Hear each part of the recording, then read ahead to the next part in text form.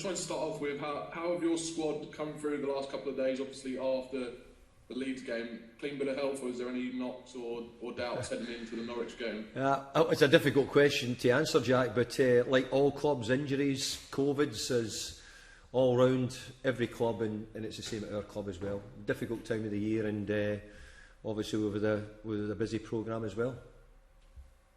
I've seen a few reports that Kurt Zouma may be on his way back soon. Just where is he at in his recovery, and when you expect him to have him back? Kurt's doing well. I couldn't give you an idea exactly when he's going to be back, but I've got to say he's doing very well, and I'm looking forward to getting him back shortly if I can. We're just trying to get him correct and get him in the right condition as well. So hopefully not too far away. How big a boost is that going to be, and does that have any impact on any plans you may have drawn up to bring in cover? I don't know if you were going to bring in any cover at centre back in January. Look, we could probably do with some more cover because of Angela Bonner's sort of season-long injury. Recording in progress. But obviously, if I can get Kurt back quickly, that eases the pressure in central defensive areas. But look, we're always looking to strengthen here. We're always looking for, if we can find players who can help us or improve us. But Kurt coming back is good, so the sooner we get him back, the better. And in terms of areas that you may try and, you say you're always on the lookout for areas that you can strengthen, what potential areas could they be? Could you give us any details on those? No, I wouldn't give you any details, Jack, because that would be maybe detrimental to the players who in those positions, so I wouldn't do that. But look, we'd like to add to our squad if we can, and if we can find players who we think are suitable. We could do with some, we could do with some backup if we can. But there's never any guarantee in January whether the players you want or whether the right ones are available or gettable. But we're certainly looking around. There's supposed to be 2 Premier League games on tonight. There's obviously only one taking place. COVID postponements and rescheduling, they're still quite clearly affecting the calendar. As a Premier League manager, I just wondered, are you any clearer on what constitutes grounds for a cancellation or a postponement, or are you still in need of more clarity from decision makers? No, I think that sort of question now is for the decision makers. We have to play when we're told to play, and we'll go on with it, and we'll keep focused on the games. But look, it's been difficult for the decision makers to fit games in and what they have to try and do. I respect the job they've got to do. But at times you question whether they understand what is happening at the football clubs and the strain it is on the teams and the management staff to get the teams ready and get them prepared for so many games.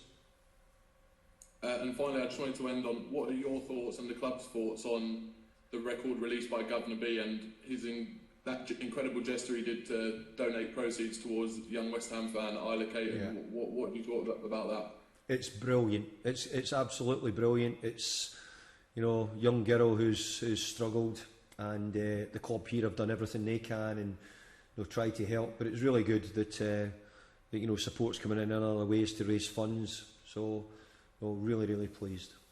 Have you had a chance to listen to the song, and is that your kind of thing?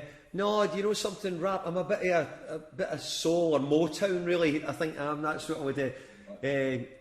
But what I would say is great. But I was laughing there because I'm thinking of Stuart Pearce, really, what Pearce's music would be, and he's the complete opposite of me, that's for sure. But if MD's out there, if you buy the record and if you can donate, it would go down very well. Brilliant, David, thank you. Thank you. Thanks very much, Jack. Moving on to Niv from PLP. Hi David, good afternoon. Hi, how you doing? Yeah, not bad, thank you. That was a good win in the FA Cup against Leeds, but my question is about the resiliency we've been seeing from West Ham in the last few weeks against Palace and Watford. That resiliency, what do you think it is down to?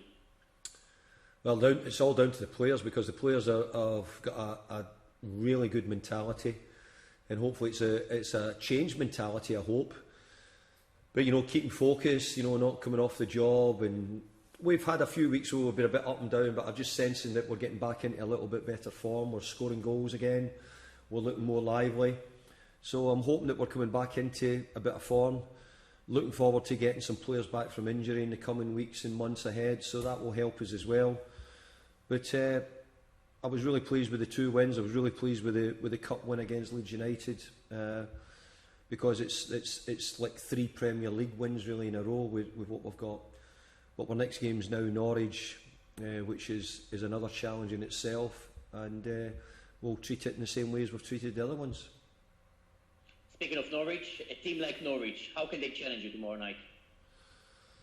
Well, I think the thing about Norwich is I think they've got a really good manager in Dean Smith. He's only taken over the job not so long. It'll take a little bit of time for things to get sorted there. But look, they've got a different fight. They've got a fight to stay up. But I don't think any of the teams have been cut adrift yet. I think there's a chance for I think it looks like at the bottom 5 teams of that. There's a fight on. So Norwich will see every game as an opportunity.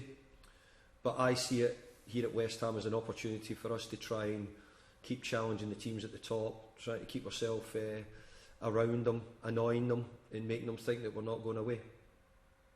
Thank you. Thank you. Thank you, Dave. Just finally, Emma from the BBC. Hello, David. Hopefully you can hear me. Hi, Emma. I can hear you, yes. Great.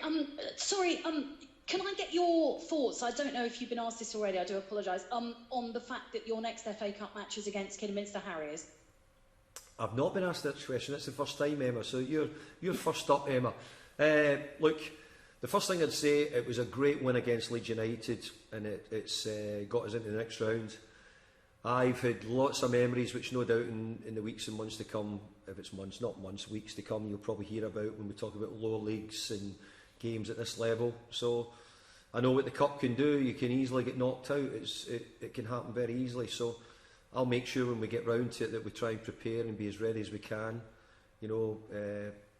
I've got great respect for the teams and the managers who get their teams through, because they've probably had to play, 4, 5, 6 games maybe even to get to this stage at the moment. So look, we've got a few Premier League games to go before we get back to the FA Cup again, but we'll do everything we possibly can to get through, but we'll certainly respect Kidderminster when it comes around. When it comes to this rescheduled game, how disruptive has it been for you and the team? Well, I've made my point about it for a few weeks that I felt that it was incorrect that this game should be put in. But look, we're focused on the game now, we're moving on. We have to get the players in the right place. But we've just come out of a really, really busy scheduling, and we've had no games off due to anything we've done with COVID. But for some reason we are sort of pushed in just about the first rearranged game there is in the calendar, which I find extremely strange. But okay, we've got it, and we'll get on with it. It wasn't that long ago that you were in an opposite dugout from Dean Smith as manager of Aston Villa. As you say, I think a manager, I get the sense that you respect a great deal. Are you surprised that he lost his job there? And are you equally maybe unsurprised that he was so quickly appointed as the Norwich manager? Well, if you look back at what Dean done at Walsall, what he done at Brentford, what he done in getting Aston Villa up, you'd have thought that he would have been given that little bit more time. And I actually think that the squad of players at Aston Villa were a very good squad. And they are a very good squad, as you can see.